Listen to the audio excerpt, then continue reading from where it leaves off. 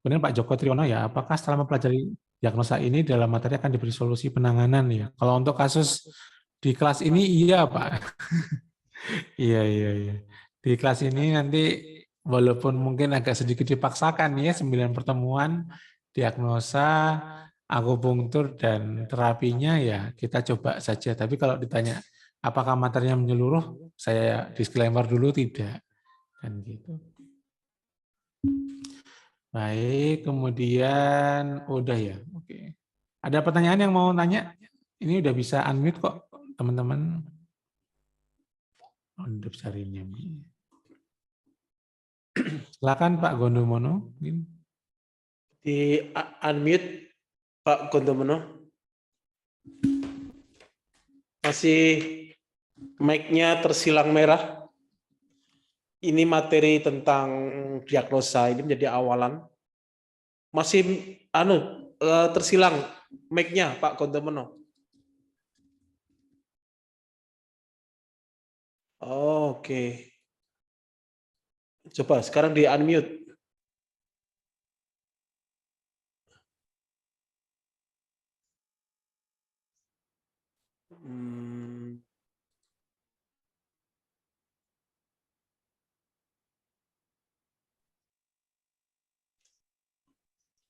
Sambil menunggu unmute Pak Gondomono ya.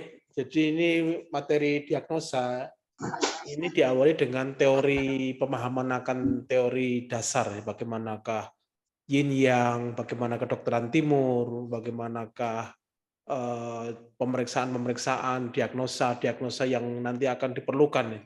Ada diferensi, ada ekses, ada beberapa yang lainnya sehingga nanti ketika diagnosa kita bisa memahami, oh ini diagnosanya apa dan bagaimana. Dan ini mungkin secara umum berbeda dengan kedokteran, mohon maaf ini menyebut barat dan timur gitu ya Pak Rio ya. Sebenarnya barat dan timur ini pas nggak disebut ya? Barat dan timur gitu ya Pak Rio ya. Ini sebagai dasar-dasar ya. Pas-pas aja sih Pak. Ya memang. Dari fenomena alam yang harus kita pahami. Monggo Pak Gondomono sudah unmute. Ada yang mau disampaikan? Itu masalah yang itu berarti sifatnya yang panas-panas ya Pak? Halo. Gimana sifatnya Pak? Panas-panas. Ya, kan yin yang. Ya. Kalau yinnya berarti yang dingin. Nah, yangnya itu berarti yang sifatnya panas-panas. Betul Pak. Oh ya. Ya udah Pak, terima kasih itu aja. Baik. Atau sedikit menambahi, ini nanti memahami yin dan yang itu untuk diferensiasi sindrom. Mungkin begitu bahasa kedokteran timurnya ya. Jadi yang di mana, yin di mana, apa, terus juga untuk memahami ini kelebihan atau kekurangan, panas atau dingin.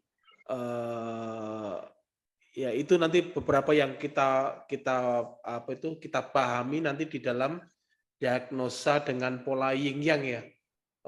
Itu dalam aspek banyak hal di organ baik itu padat maupun di organ yang tidak padat, chang atau fu mungkin begitu. Begitu mungkin Mas Rio ada tambahan lagi? Kayaknya ini apa? Teman-temannya butuh istirahat dulu, mungkin 10 menitan nggak apa-apa Pak kalau misalkan. Oke. Dikasih break aja sekitar 15 menit buat istirahat dulu, buat minum, kita buat break kamar mandi. untuk istirahat nggih, 15 menit. Nanti kita masuk lagi dan pengumuman juga untuk kuliah yang kedua itu tidak diadakan jam 1 nanti, tapi diadakan karena Bu Sujiatmi itu bisanya mengajar Sujiatini, Dokter Sujiatini itu malam, sehingga nanti mengajarnya setelah Isya ya. Isya Jogja 19, nanti kita usahakan 19.30 sudah mulai on ya. Dan usahakan nanti kita optimalkan materi tentang fisiologi dan anatomi. Ini juga termasuk nanti untuk memixkan dengan materi hari ini, yaitu tentang diagnosa. Pemahaman juga dengan teori dasarnya juga. Mungkin begitu nggih. Kita break dulu atau kita lanjutkan beberapa menit, 1, 2, 3, 20 menit terus kita selesaikan begitu Pak Mas Satrio? Boleh. Karena Baik, kalau istirahat nanti nabrak duhur juga. Oke. Oke, kita lanjutkan sebentar, habis itu kita selesaikan mungkin begitu Mas Tri. Ya. Baik, Pak. Sebentar saya share screen dulu. Iya, oke. Siap.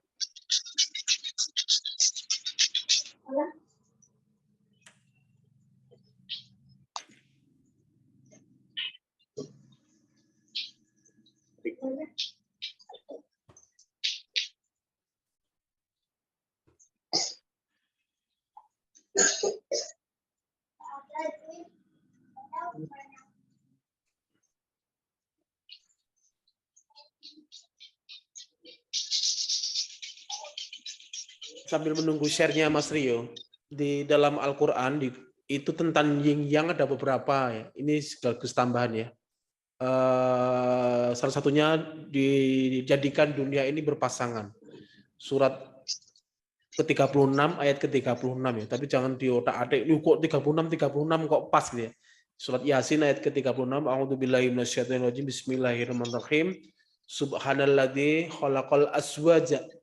Maksudnya Allah yang menjadikan berpasang-pasangan. Ada siang, ada malam, ada laki-laki, ada perempuan ya. Ada kelebihan, ada kekurangan, ada tinggi, ada rendah, ada gelap, ada terang, ada panas, ada dingin. Nah, itulah yang kemudian dijadikan berpasangan. Nah, di dalam titik keseimbangan, sehat itu adalah seimbang, homeostatisnya. Maka dalam terapinya sebagai seorang muslim, apa terapinya? Ayat ini terusnya ada. Subhanalladzi khalaqal azwaja kullaha mimma tumbitul ardu, dari apa yang ada tumbuh di bumi. Dengan terapi alamiah, naturopatik, dari herbal, dari kullaha mimma tumbil ardu wa min anfusihim, dari dalam diri, aspek psikis ya. Nanti akan banyak kita khususnya kita sampaikan terapi-terapi supaya sehat seperti apa ya. Ya'lamun, ada juga yang dengan yang kita tidak tahu, makanya kita berdoa kepada Allah untuk memohon kesehatan. Sampun Mas Satrio, kita lanjutkan dan nanti kita istirahat pas duhur dan sambil seterusnya isoma. Tafadhol Mas Rio.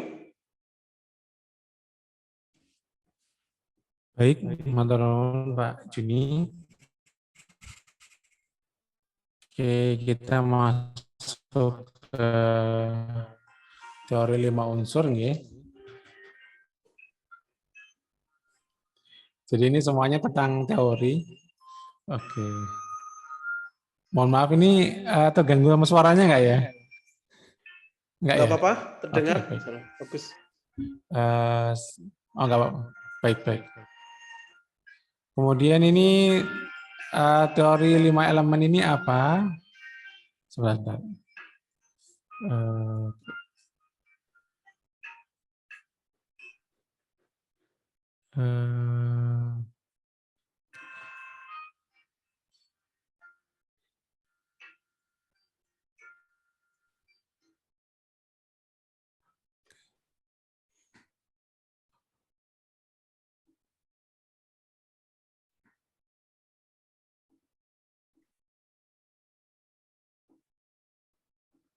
Oke, sambil menunggu tayangan, setelah tahu fenomena dasar yin yang nanti akan mendasari beberapa diagnosa ya. Kita nanti tadi tayangan berikutnya adalah tentang 5 unsur yang itu terusannya dalam pemahaman kedokteran timur, tradisional Chinese medicine, di mana unsur itu ada 5 ya. Kalau kita singkat,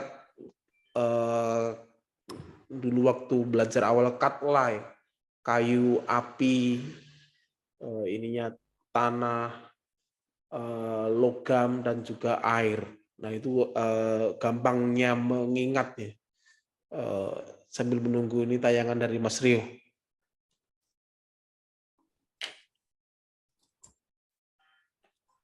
Oke, oke, baik. Eh, Nah, sudah muncul. saya matiin dulu. Oke.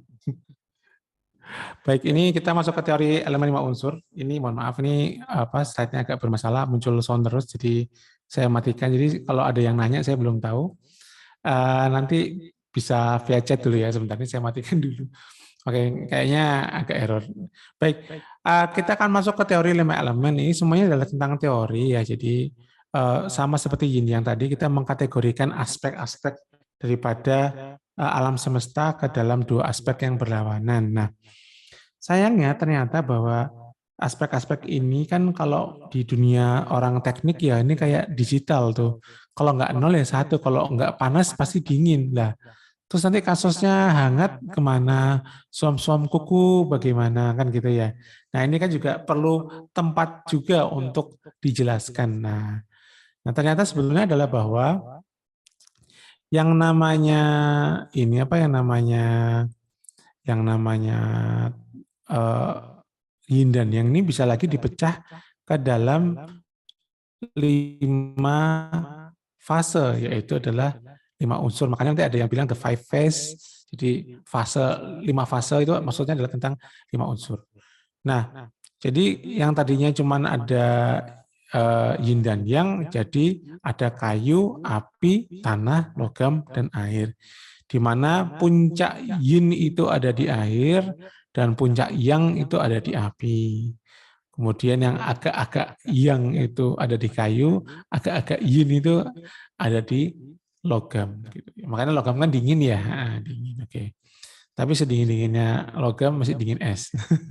Oke, baik. Kemudian yang tanah ini masuk ke dalam sesuatu yang sifatnya netral kan gitu. Jadi dibuat fasenya itu lebih smooth, nggak cuman kalau panas berarti ada dingin, kalau terang ada gelap. Nyatanya enggak. Karena sebelum ada siang hari itu ada dini hari, subuh-subuh itu ya. Di mana terangnya belum seberapa, atau ada pagi hari yang terang tapi nggak panas gitu.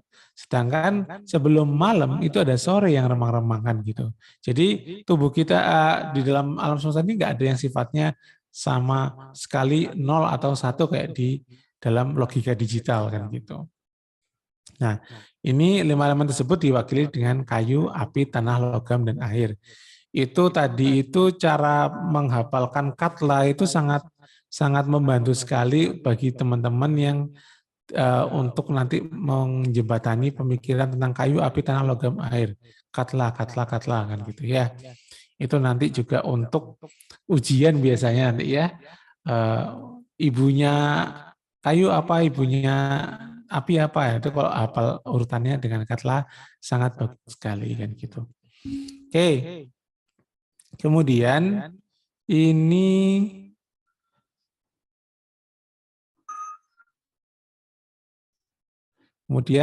kok slide-nya nggak jalan. Oke. Nah, kelima unsur ini ada dan saling berinteraksi satu sama lainnya. Dari hasil interaksi tersebut, ini alam semesta tumbuh berproses dan terjadi perubahan-perubahan segala substansi dalam alam semesta ini ya. Nah, ini bahwa kenapa kok harus ada kayu, kenapa harus ada api, ada tanah, ada logam, ada air gitu ya. Kalau kita mau sedikit berwisata nostalgia ya.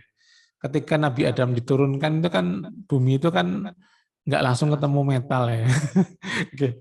Artinya penemuan terhadap zat besi ini kan nggak dari awal sudah ada. Dulu manusia pakainya batu cenderung. Makanya dibilangnya zaman batu. Nah, tentunya hal ini kita perlu pahami juga ya. Namanya kok 5 unsur ini merupakan sebuah pemodernan gitu ya. Pemodernan daripada elemen di alam semesta ini kan gitu ya. Karena setelah ditemukan logam, bahwa manusia bisa menciptakan berbagai macam peralatan yang mendorong pertumbuhan daripada peradaban manusia kan gitu. Nah, ini kalau dilihat di sebelah kanan bawah ini ada wood itu kayu maksudnya yang warnanya hijau.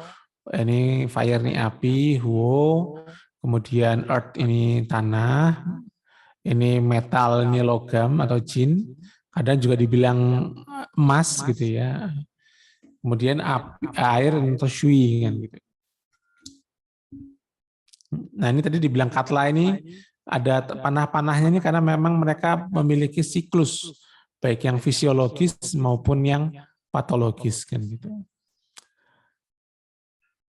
Nah, kemudian aplikasinya apa? Aplikasinya adalah bahwa ini nanti yang namanya kayu, api, tanah, logam, dan air, kan tadi awalnya dari awal tujuannya adalah untuk mengkategorikan.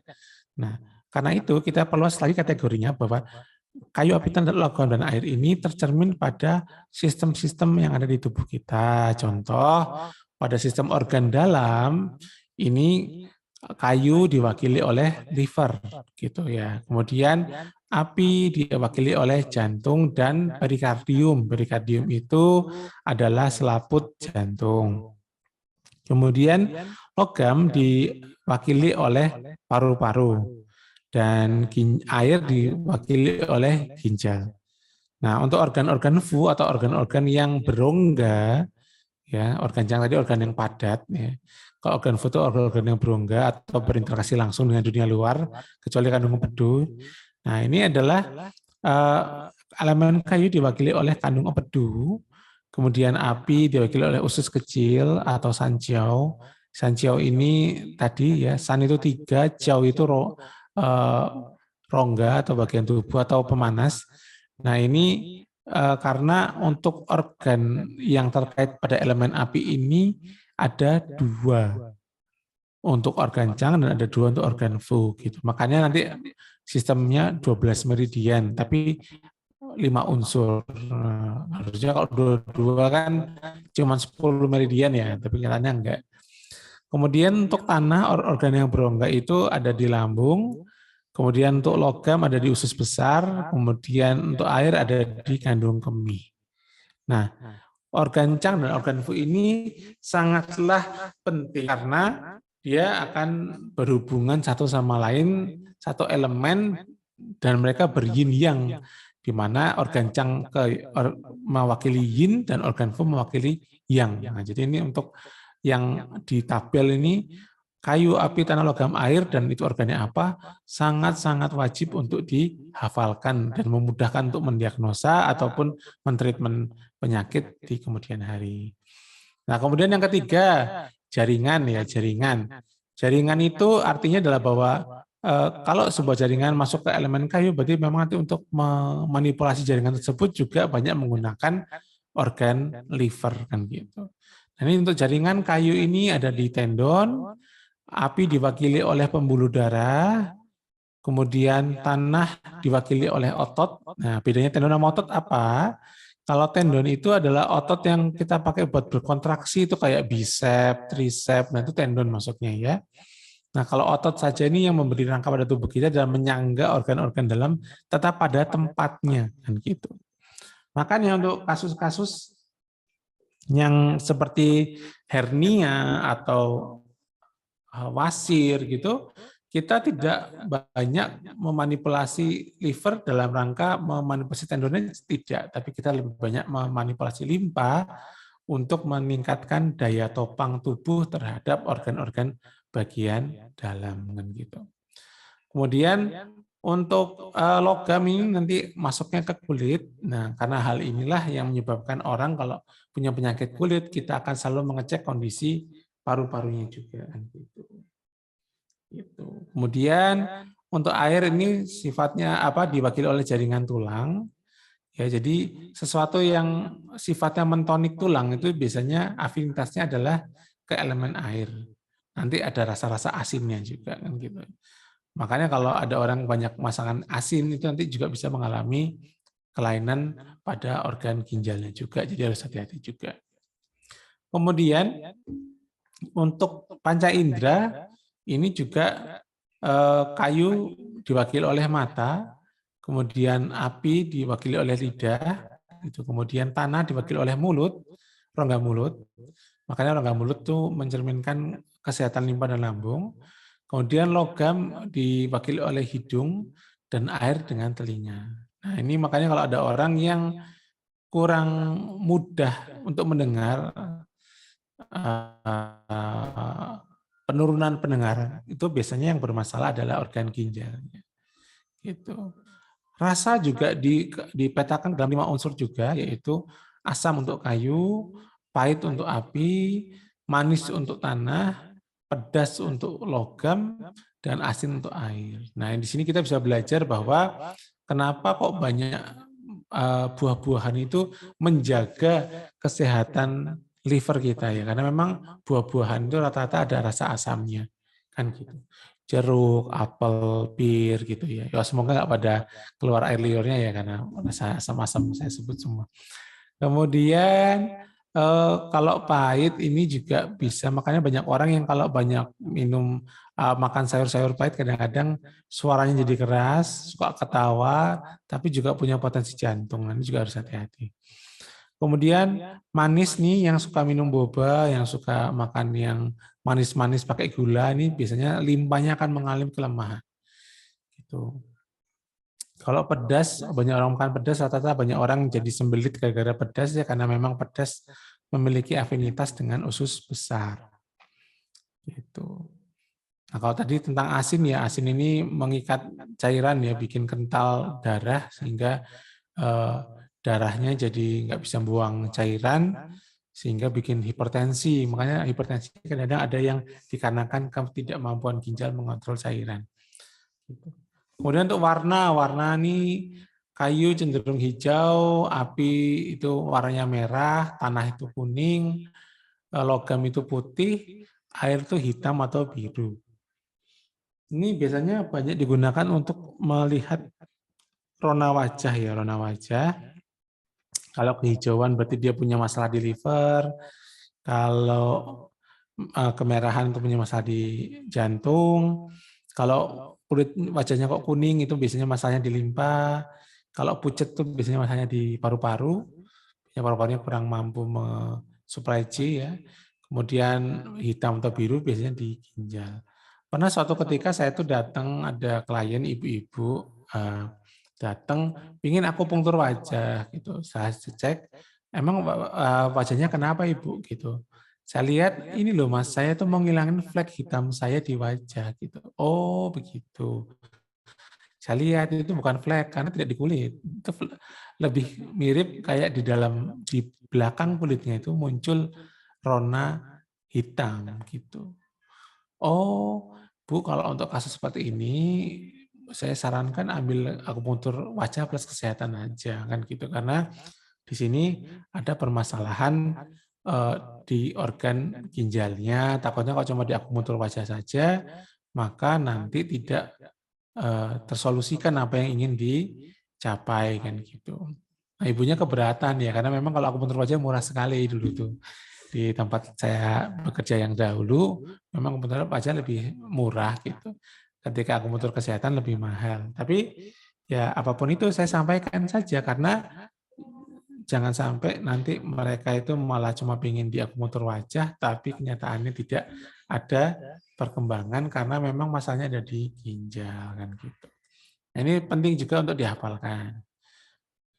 Kemudian tentang emosi. Nah, ini emosi, sebenarnya emosi itu ada 7 ya. Nanti ada yang shock sama yang satunya lagi terkejut ya. Nah, ini kalau kayu ini marah ya, marah, kemudian kalau api ini gembira gitu ya. Jadi orang terlalu banyak gembira kok sakit jantung. Nah, itu banyak dialami oleh para pelawak katanya ya.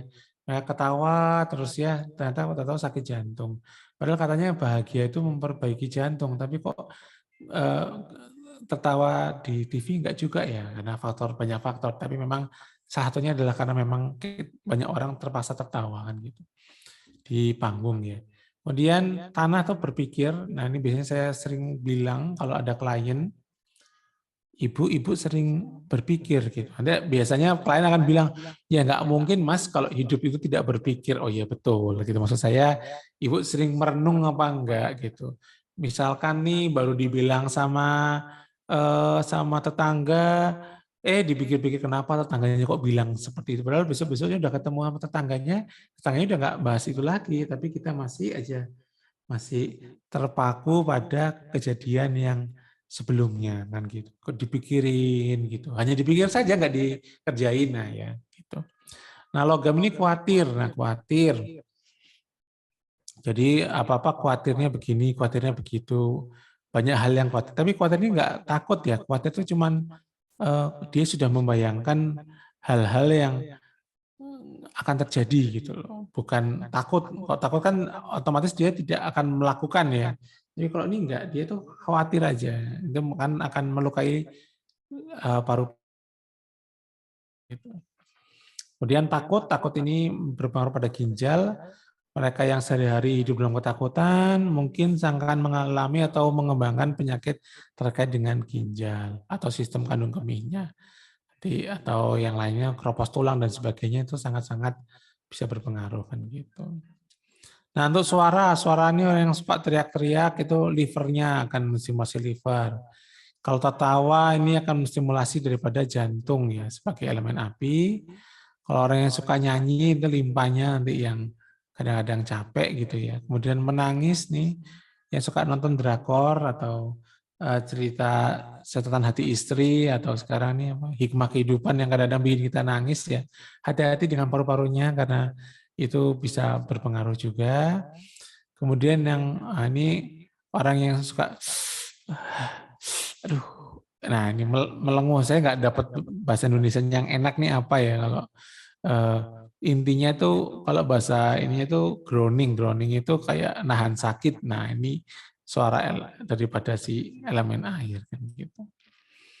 Kemudian kalau pertumbuhan, fase pertumbuhan ini sprout ya, maksudnya kecambah itu pencambahan yang baru keluar dari biji, keluar buntut-buntutnya, kemudian itu masuk ke elemen kayu, kemudian kalau udah tumbuh itu masuk ke elemen api, udah banyak mencerna ini masuk elemen tanah, logam ini menyerap, air menyimpan. Nah, ini mewakili daripada tumbuh kembang kita ya. Kalau kita baru muncul tuh masih elemennya kayu ya, banyak di liver gitu. Kemudian tumbuh itu berarti kita udah masuk ke fase api.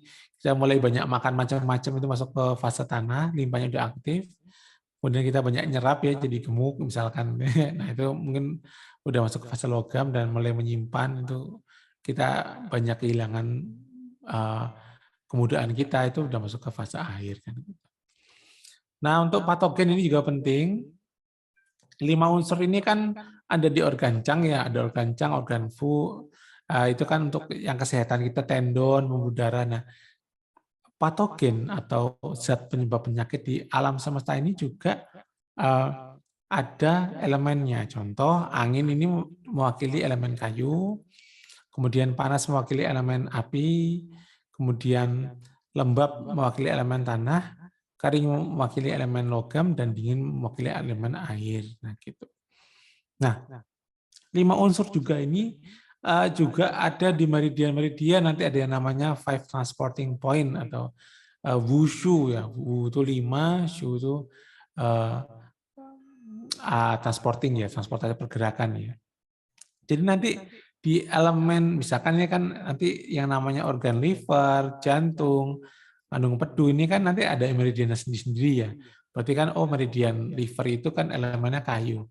Nah, di dalam meridian liver itu nanti juga ada titik-titik yang mewakili elemen kayu, api, tanah, logam, dan air juga.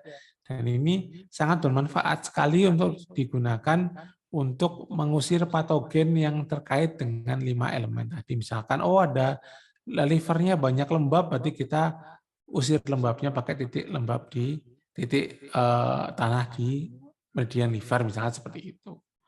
Begitu. Bentar, yang ini saya matikan dulu karena ini agak error.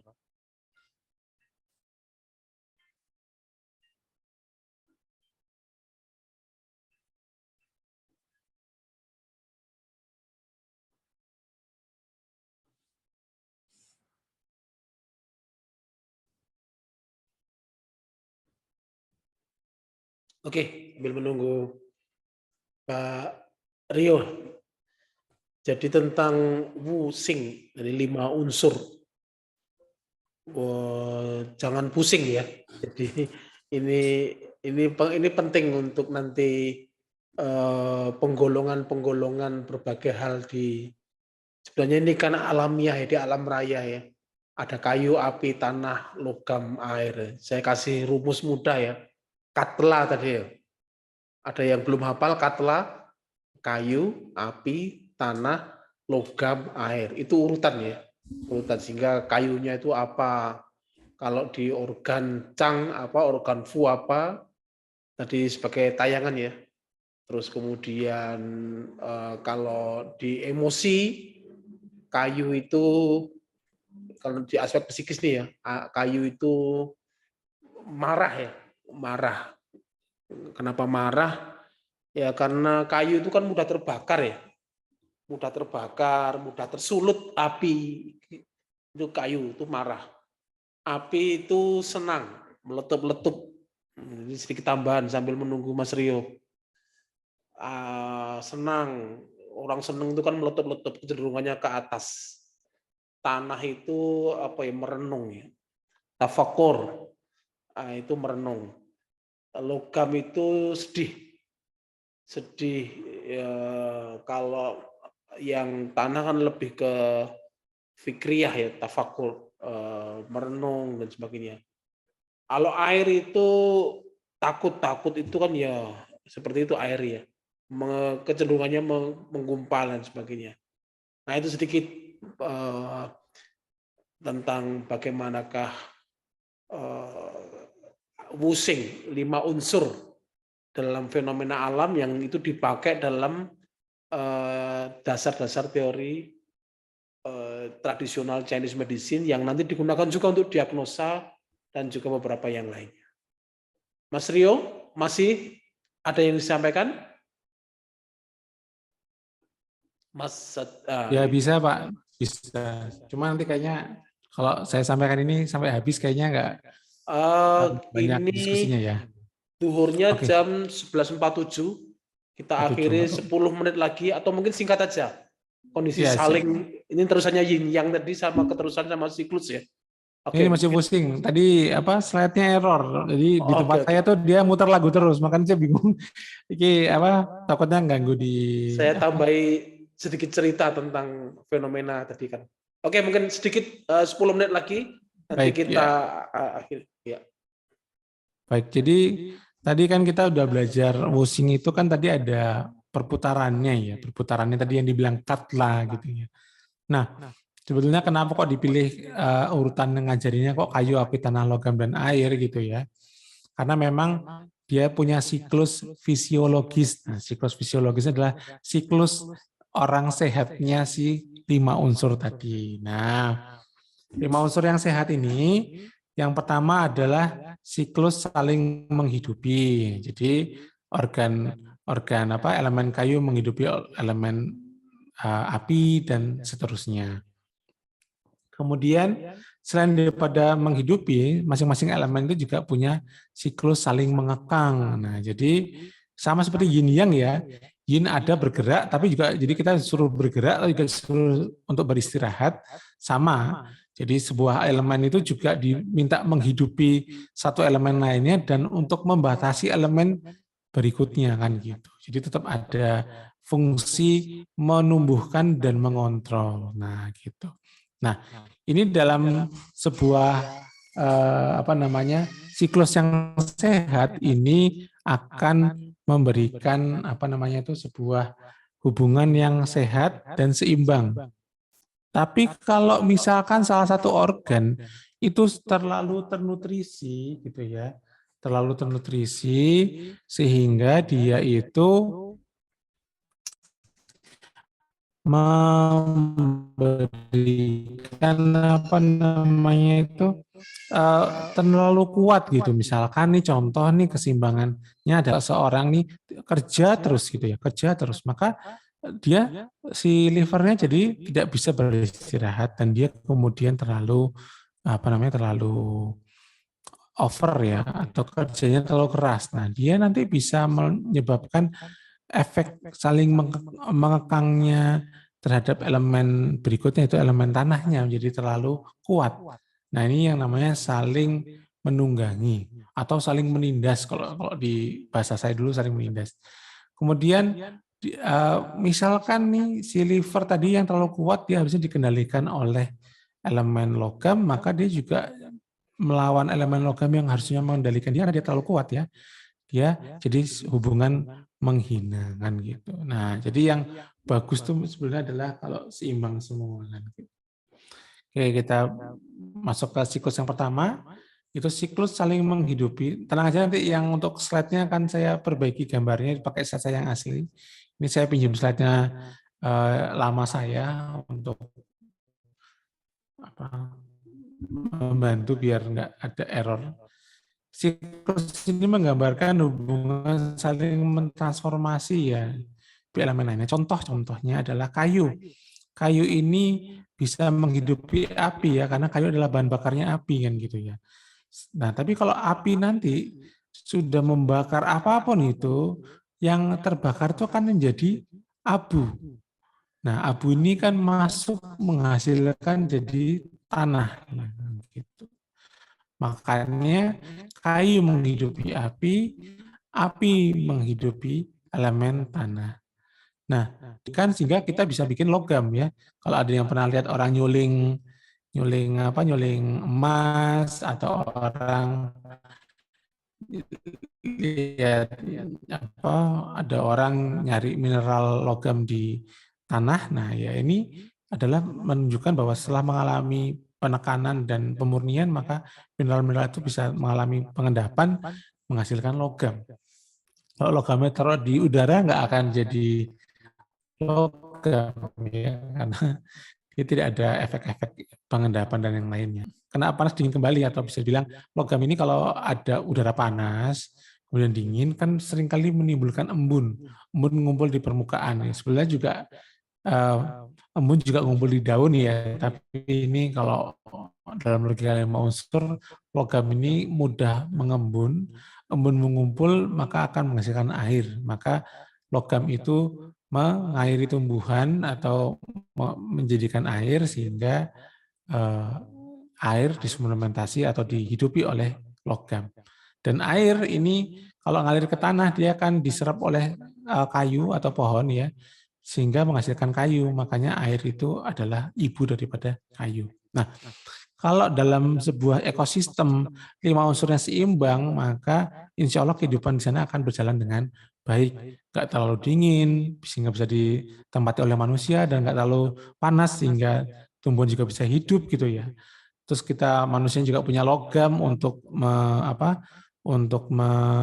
mengolah kayunya, atau untuk manen kan perlu alat-alat yang cukup tajam gitu ya.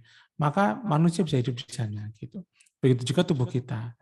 Kalau tubuh kita berikan porsi istirahatnya sesuai, makanannya juga selalu mencukupi. Jadi kita nggak cuma suka makanan harus pedas. Oh, saya orang luar Jawa nih. Ini bukan bicara etnis ya, ini bicara secara kuliner ya.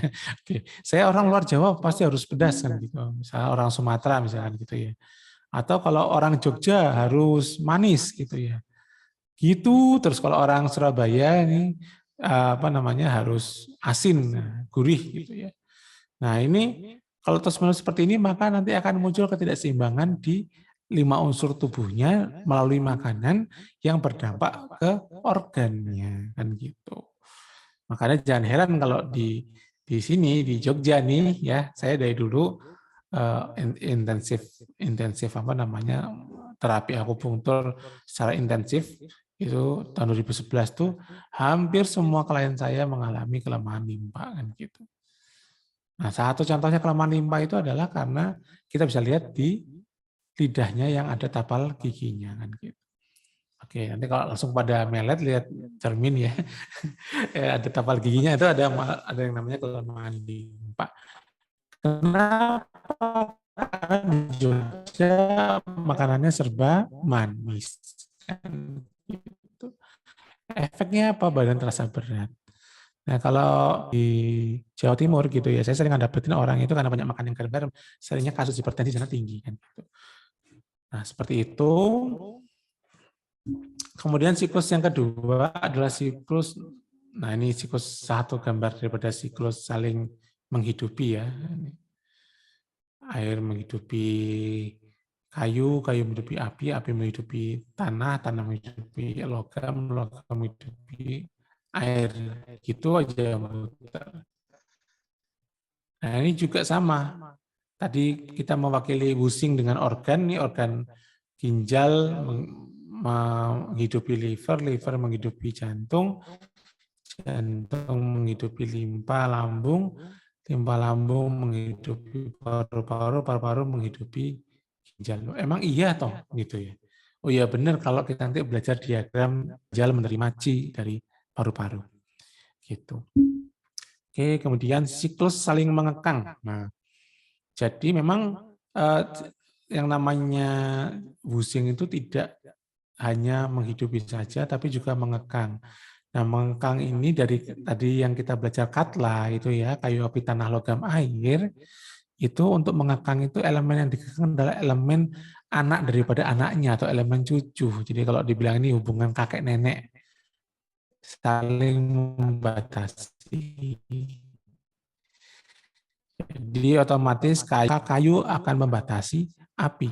Maaf, kayu akan membatasi tanah, api membatasi logam, dan tanah membatasi kayu, tanah membatasi air, kemudian logam membatasi kayu, dan air membatasi api, kan gitu. Jadi lompat satu. Saya ulang lagi, kayu membatasi tanah, api membatasi logam, tanah membatasi air, logam membatasi kayu, dan air membatasi api. Oke, nanti ada gambarnya kok insya Allah. Jadi jangan khawatir. Nah, yang namanya membatasi ini contohnya seperti apa sih manifestasinya di dalam dunia nyata ya? Contoh, kayu membatasi tanah ya. Dengan kita kasih kayu, tanah itu nggak mudah untuk bergerak. Makanya misalkan di Kulon Progo, di tempat saya punya mertua ya, itu untuk menghindari longsor banyak pemerintah tuh nanami yang namanya tanaman aren ya, tanaman aren sehingga tanahnya nggak gampang longsor. Jadi yang namanya kayu ini bisa menahan tanah di tempatnya kan gitu. Nah kemudian api itu maksudnya membatasi logam gimana? Contohnya adalah logam itu kan keras ya, tapi sekeras-kerasnya logam kalau udah dipanasi jadi lunak kan gitu. Nah jadinya api membatasi logam sehingga logam bisa dibentuk kan gitu ya. Nah kemudian tanah membatasi air. Ya, jadi yang namanya air kalau sudah masuk kena tanah maka dia akan diserap. Diserap itu dipecah-pecah jadi kecil, kemudian jadi air yang tadinya bisa jalan-jalan nggak bisa jalan-jalan kemana-mana lagi gitu ya. Kenapa? Karena sudah terkunci dengan tanah. Makanya dibilang tanah membatasi air. Kemudian logam membatasi kayu gimana contohnya?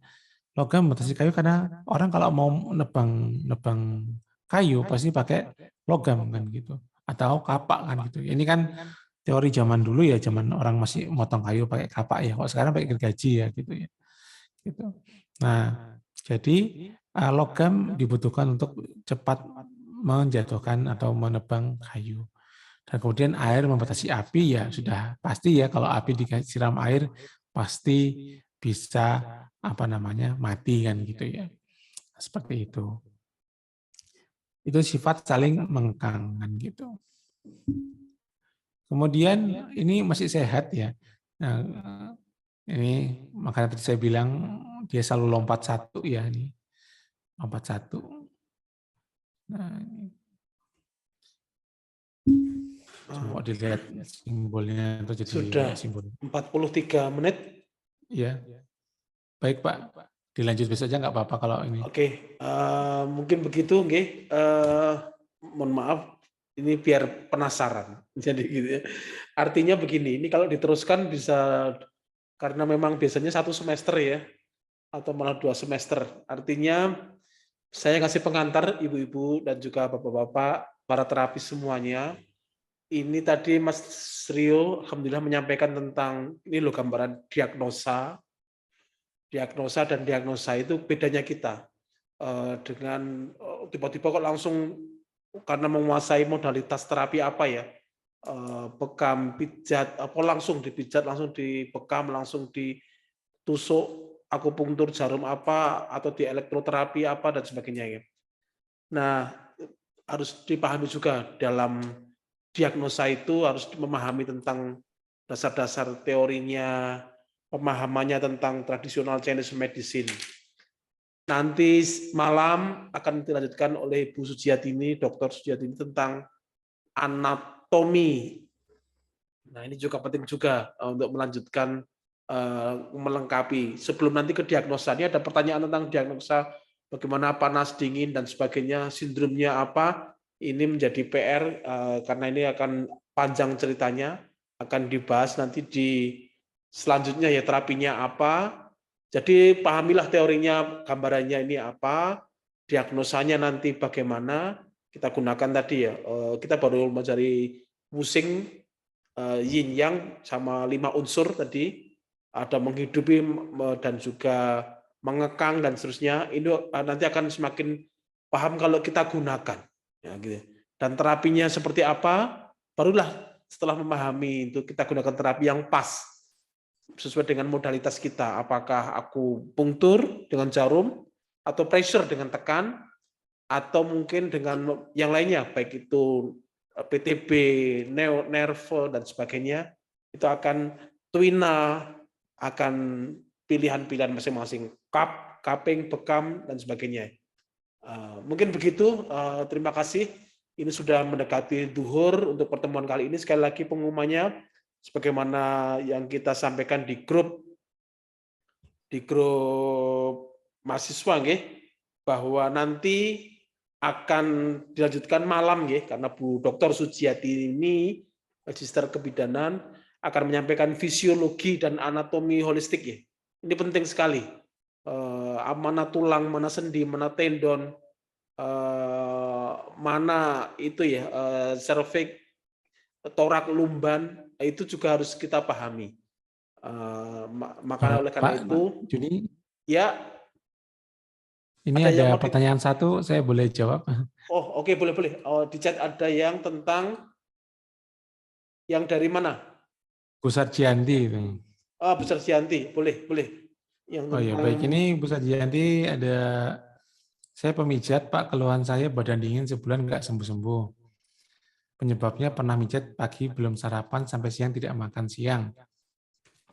Saya pikir cuma 1 orang, ternyata 3 orang tanpa jeda. Pertanyaannya, wah ini agak milenial ya. Pertanyaannya yang harus sebenarnya organ apa ya Pak? Terima kasih Pak. Nah ini Bu Sarjianti mungkin kalau ngobrol udah sebulan udah lumayan lama ya. Mungkin Bu Sarjianti bisa buka kamera, kemudian lidahnya ditunjukkan pada kami gitu ya, biar teman-teman juga bisa belajar. Nanti kalau kurang terang minta tolong disenterin sedikit lah kan gitu ya. Bu Sarjianti lagi masih on ini? Oh, Bu Sarjianti. Sarjianti masih ada di Zoom. Bukan. Ya, ini Bu Sarjianti. Bentar.